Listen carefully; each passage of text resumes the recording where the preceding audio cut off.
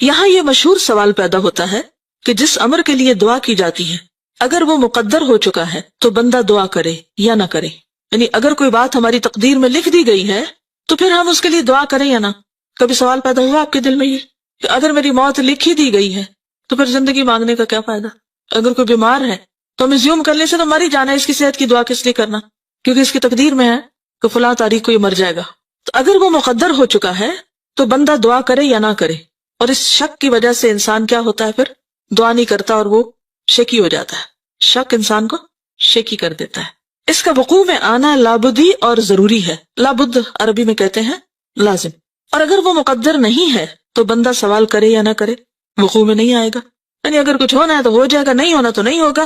دعا مانگنے کا کیا فائدہ؟ سمپل ورڈز میں عام طور پر لوگ اس طرح ریاکٹ کرتے ہیں. اس مغالطے کو، مغالطہ کیا ہوتا ہے؟ غلط فہمی کو ایک گروہ نے صحیح سمجھا، کہا ہاں بالکل ٹھیک ہے ایسے ہی تو ہے، اور دعا اور التجا کو بالکل چھوڑ دیا. اس بنا پر یہ گروہ اس امر کا قائل ہو گیا کہ سوال، دعا، التجا سے کوئی فائدہ حاصل نہیں ہو سکتا، کوئی فائدہ نہیں دعا کرنے کا، وہی ہوگا جو ہونا ہے. کچھ لوگ اس عقیدے کے قائل ہو گئے. یہ اس کی انتہائی جہالت اور دلالت و گمراہی ہے. ایسا سوچنا کیا ہے؟ جہالت، دلالت، گمراہی، شیطان کا ڈالا ہوا وسوسہ بیسیکلی. علاوہ ازیں اپنے مسلک میں یہ گروہ خود متناقض ہے، سیلف کنٹرڈکشن کا شکار ہے. خود متناقض، خود یعنی سیلف، متناقض یعنی کنٹرڈکٹری. اس کے مسلک میں، مسلک یعنی اس کی سوچ اور طریقے میں جس پہ یہ چل رہا ہے، باہمی تضاد اور تخالف یعنی مخالفت پائی جاتی ہے، یعنی سیلف کنٹرڈکٹری ہے. کیونکہ اگر یہ لوگ اپنے اس مسلک کو بطور کلی مان لیتے ہیں تو دنیا جہان کے تمام اسباب کا تعطل واجب اور ضروری ہو جاتا ہے. یعنی اگر بات یہی ہے تو پھر دنیا میں ہر سبب بیکار ہے، کوئی سبب بھی اختیار نہیں کرنا چاہیے. دعا بھی کیا ہے؟ سبب ہے نا، جیسے اور بہت سے سبب ہوتے ہیں کام ہونے کے. تو اگر اس کو آپ سمجھے کہ یہ کوئی فائدہ نہیں ہے، اس کا مطلب یہ کہ دنیا میں پھر کسی بھی کام کے کرنے کا کوئی فائدہ نہیں ہے، کوئی سبب نہیں اختیار کرنا چاہیے. یہاں سے گھر جانا ہے، چلے جائیں گے. گاڑی کی کیا ضرورت ہے؟ گاڑی منگائیں یا نہ منگائیں، چلے جائیں گے. بھوک لگی، تقدیر میں ہوگا، کھانا مل جائے گا. کچھ کوشش کریں یا نہ کریں کوئی فرق نہیں پڑتا، جو ہونا ہے ہو ہی جائے گا. اس مسلک کے قائل سے کہا جائے کہ اگر سیری اور سیرابی تیرے لیے مقدر ہو چکی ہے تو وہ ہو کر رہے گی، تو کھائے یا نہ کھائے، پانی پیے یا نہ پیے. اور مقدر نہیں ہے تو ہرگز ہرگز سیری اور سیرابی حاصل نہ ہوگی. اسی طرح اگر اولاد تمہارے مقدر ہو چکی ہے تو وہ یقیناً ہو کر رہے گی. اپنی بیوی باندھی سے خلوت و ہم بستری کرو یا نہ کرو، یعنی شادی کرو یا نہ کرو. اور مقدر نہیں تو ہرگز ہرگز اولاد نہ ہوگی، خلوت و ہم بستری کرو یا نہ کرو. پھر تمہیں نکاح کی یا باندھی کی کیا ضرورت ہے؟ دنیا کے سارے اسباب اور اسباب کے سارے سلسلے کو اسی طرح سمجھنا چاہیے. کیا اس خیال کے آدمی کو عقل مند، بلکہ عقل مند تو کیا انسان بھی کہا جا سکتا ہے جو یہ سوچے؟ جبکہ حیوانات اور چوپائے تک وہ اسباب فطرتاً مہیا کرتے ہیں جن سے ان کی بقا اور زندگی وابستہ ہے. ان لوگوں سے تو حیوانات اور چوپائے زیادہ عقل مند ہیں اور سمجھدار کہے جائیں گے. یہ لوگ تو حیوانات سے بھی گئے گزرے. وہ قرآن پاک میں آتا نا، اولئک ھم کالانعام بل ھم اضل سبیلا. اور یہ کن لوگوں کے بارے میں ہے؟ جو اس طرح کی سوچ رکھتے ہیں، جو عقل سے کام نہیں لیتے، جو سوچتے نہیں. بعض اپنی فطانت اور زیرکی کا ثبوت دیتے ہوئے یہاں تک کہتے ہیں کہ دعا کرنا محض ایک تعبدی امر ہے. تعبدی کیا؟ یعنی عبادت ہے. دعا کا ہمیں حکم کیوں دیا گیا اور ہم دعائیں کیوں کریں؟ کیونکہ یہ عبادت ہے، ہم عبادت کر رہے ہیں. اللہ تعالیٰ دعا کرنے والے کو صرف اجر و ثواب عطا فرماتا ہے. یعنی فائدہ کو نہیں، ہونا مانا کچھ نہیں، بس ثواب مل جائے گا. حصول مطلب میں دعا کا کوئی اثر اور دخل نہیں. ان زیرک طبع انسانوں کے نزدیک قلب و زبان سے دعا یا التجا کرنے نہ کرنے میں حصول مطلب کے لیے کوئی فرق نہیں. زیرک طبع کا کیا مطلب ہے؟ یعنی بڑے سمجھدار، ہوشیار ہیں، ویری اسمارٹ، یعنی اپنے آپ کو بڑا عقل مند سمجھتے ہیں، تو انہوں نے یہ فلسفہ ایجاد کر رکھا ہے. ایک گروہ جو اس سے زیادہ زیرکی اور دانائی کا مدعی ہے، یعنی ایک ان سے بھی آگے ہے، کہتا ہے کہ حصول مطلب و مدعا اور قضاء حاجت کے بارے میں دعا ایک علامت اور نشانی کا حکم رکھتی ہے. اس سے جسٹ سمبل، یعنی دعا کی ریالٹی کچھ نہیں، ایک سمبولک چیز ہے. کسی بندے کو دعا کی توفیق میسر آئی تو یہ اس کی حاجت روائی اور حصول مدعا کی علامت ہے. یعنی اگر کوئی دعا کرے گا تو سمجھو کہ اس کے مطلب پورا ہونے والا ہے. اس کی مثال ایسی ہے کہ موسم برسات میں تم سیاہ بادلوں کی گھٹائیں اور سرد ہوائیں دیکھتے ہو تو یہ اس امر کی دلیل ہے کہ برسات ضرور ہوگی. یعنی دعا کیا ہے؟ بادل کی طرح. اگر دعا ہو گئی تو کیا ہوگا؟ مطلب یہ کہ معاملہ حل ہونے والا ہے. جیسے بادل آئے تو سمجھو کہ بارش آنے والی ہے. ان لوگوں کے نزدیک طاعات، عبادات کے اجر و ثواب اور کفر و معاصی کے عقاب اور عذاب کا بھی یہی حکم ہے. کفر اور معاصی کیا؟ معاصی کس کو کہتے ہیں؟ گناہوں کو. عقاب کیا ہوتا ہے؟ سزا. اور عذاب کا بھی یہی حکم ہے. وہ کہتے ہیں کہ اطاعت اور عبادات، کفر و عصیان محض اجر و ثواب، عقاب و عذاب کی علامتیں ہیں اور کچھ نہیں. کیونکہ یہ چیزیں ثواب اور عذاب کے اسباب نہیں ہیں ان کے نزدیک غلط کرو برا کرو اچھا کرو نیک کرو بد کرو ہونا مانا کچھ نہیں، سبھی برابر ہے. تو وہ عمل کو بھی سبب نہیں سمجھتے. کس کا؟ جنت میں جانے کا. ان لوگوں کے نزدیک کسی چیز کو توڑنے سے ٹوٹ جانے، جلانے سے جل جانے، قتل کرنے سے قتل ہو جانے کا بھی یہی حکم ہے، کیونکہ یہ چیزیں ان امور کے لیے حتمی اسباب نہیں. وہ کہتے ضروری نہیں کہ کوئی چیز توڑے تو ٹوٹ ہی جائے، جلائے تو جل ہی جائے، قتل کرے تو قتل ہو بھی جائے، کہ ضروری نہیں کہ ایسا ہو، کبھی نہیں بھی ہوتا. کئی لوگ باریک بحثیں کرتے نا، اب آپ ان سے کہیں کہ یہ کریں تو کہتے ہیں ضروری ہے کہ ایسا کرے تو ہو جائے. مثلا آپ کسی بچے سے کہیں کہ پڑھو، تو کیا ضرورت ہے پڑھنے کی؟ کیا سارے پڑھنے والے پاس ہوتے ہیں؟ تو اس سے کیا پوچھنا چاہیے کہ نہ پڑھنے والے کب پاس ہوئے؟ اصل میں یہ ان مبالغہ آرائیوں میں سے ہے جب لوگ کہتے ہیں نا کہ ہم نے تو پڑھا ہی نہیں اور ہم پھر بھی پاس ہوئے. اس نے تو پڑھا ہی نہیں، اس نے تو کچھ کیا ہی نہیں اور اس کا سب کچھ ہو گیا.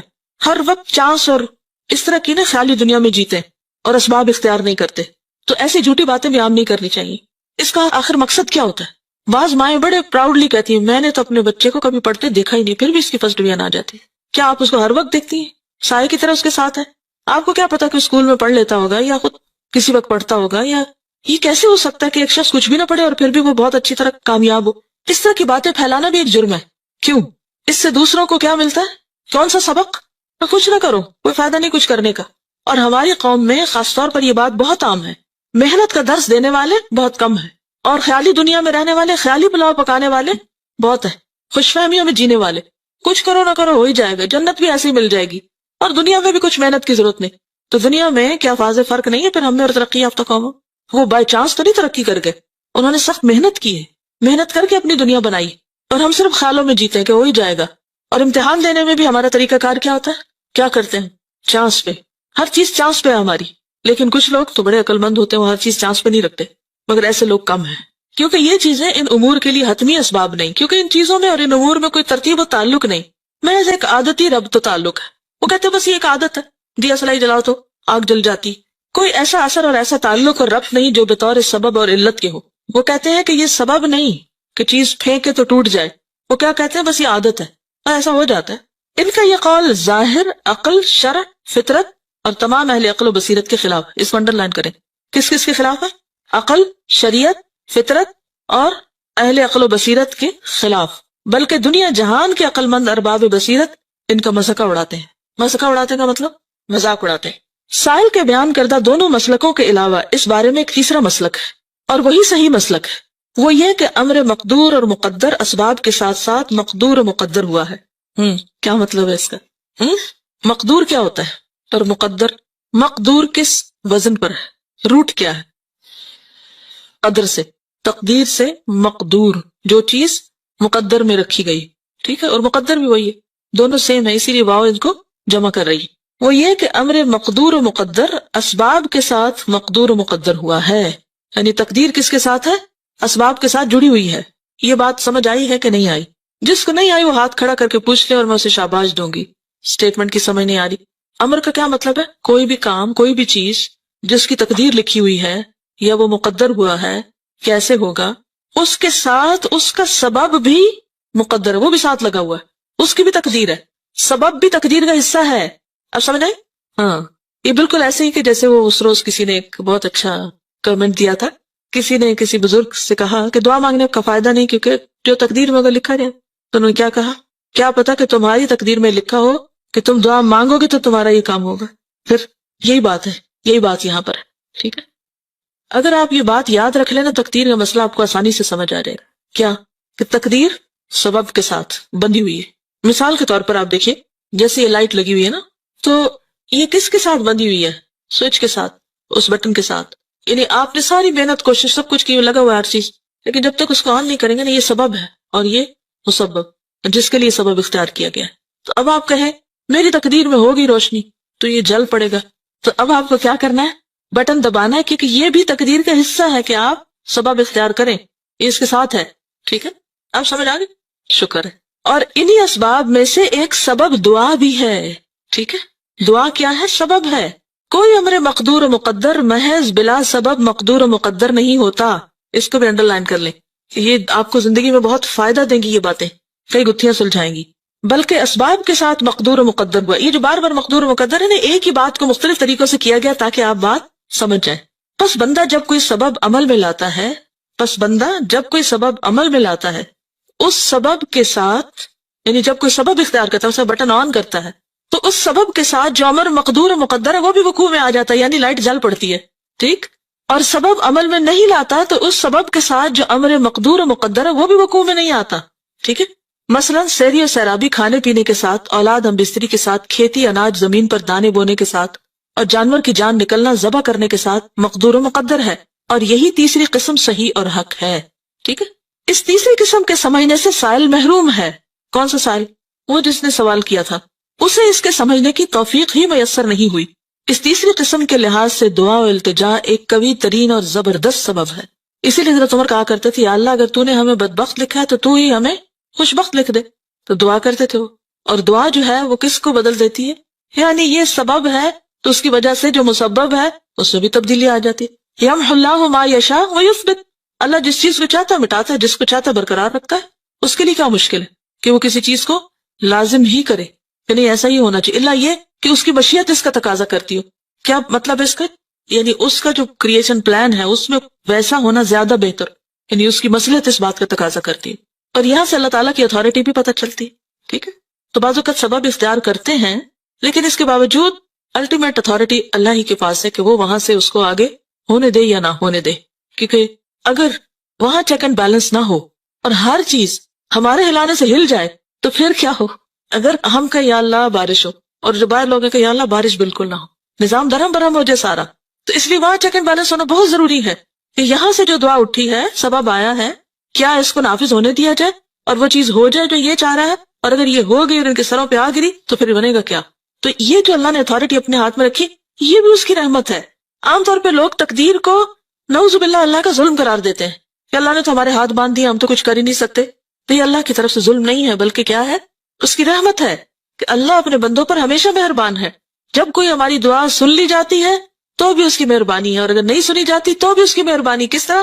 کہ یہ بندہ ابھی 4 دن اور مانگے نا ذرا، کیونکہ اگر ابھی اس کو یہ چیز مل گئی جو یہ مانگ رہا ہے تو کیا ہوگا؟ یہ مجھے بھول جائے گا. اور جو کچھ پھر بندہ مانگتا رہتا ہے تو کیا خیال ہے کہ وہ ضائع ہوتا چلا جاتا ہے، وہ جمع ہوتا رہتا ہے. ہم یہاں پریشان ہیں کہ سنی نہیں جا رہی، اور وہاں اتنا کچھ جمع ہو رہا ہے کہ قیامت کے دن جب انسان اس حصے کو دیکھے گا اعمال نامے کے جو دعاؤں کے اجر پر مشتمل ہوگا تو تمنا کرے گا کاش دنیا میں میری ایک دعا بھی قبول نہ ہوتی اور یہ سب مجھے آج ملتا. تو اس لیے مانگنے کی توفیق مانگے، کبھی بھی مانگ کے مایوس نہ ہو. اگر کوئی چیز نہیں مل رہی، نہیں آ رہی، اس میں بھی خیر ہے، اس میں بھی بھلائی ہے. ان مع العسر یسرا. بعض اوقات ہم روتے ہیں، پریشان ہوتے ہیں، لیکن معلوم نہیں ہماری دعاؤں کی وجہ سے کتنے ہی ہمارے گناہ جڑ جائے. ہماری جب دعائیں بہت قبول ہونے لگتے تو ہم آپ کو بڑی چیز سمجھنے لگتے. بعض اوقات غرور تکبر میں مبتلا ہو جاتے، بعض اوقات عبادت چھوڑ دیتے، کرنے کا کام چھوڑ کے بیٹھ جاتے.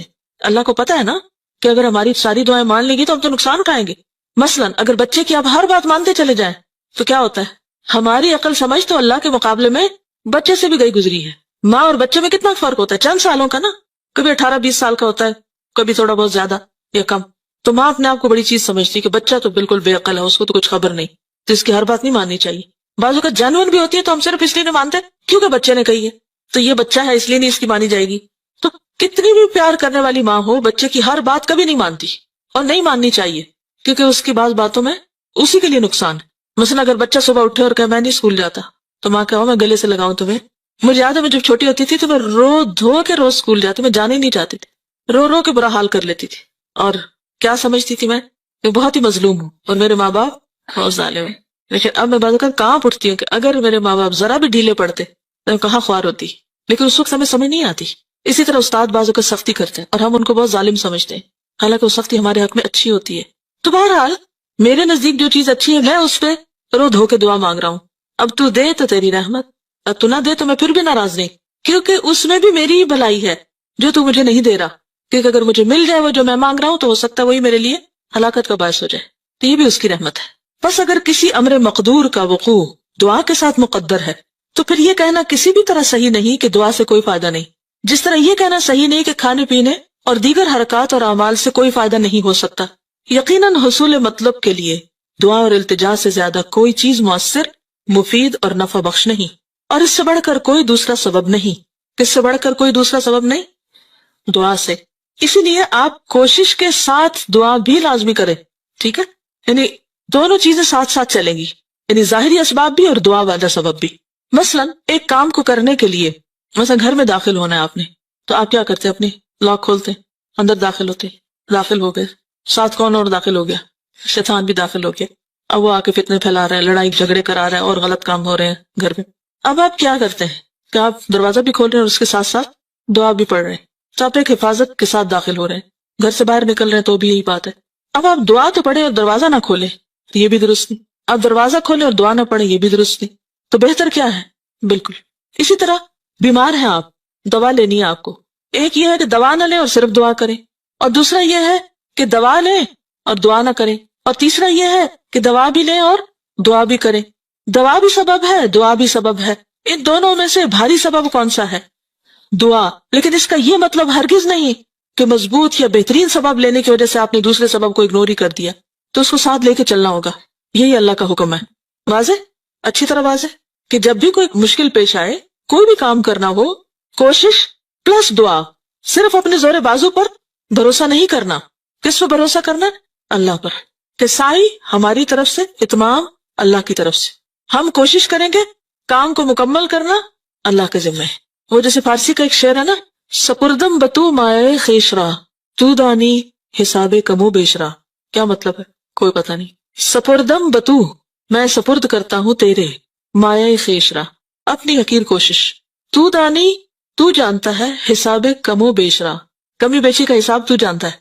یعنی مجھے جتنی سمجھ تھی میں نے کام کر دیا، اب یا اللہ تو اس کو پار چڑھا. میں نے کشتی بنا دی، تو اب جب بیٹھنے لگو تو کیا کرو؟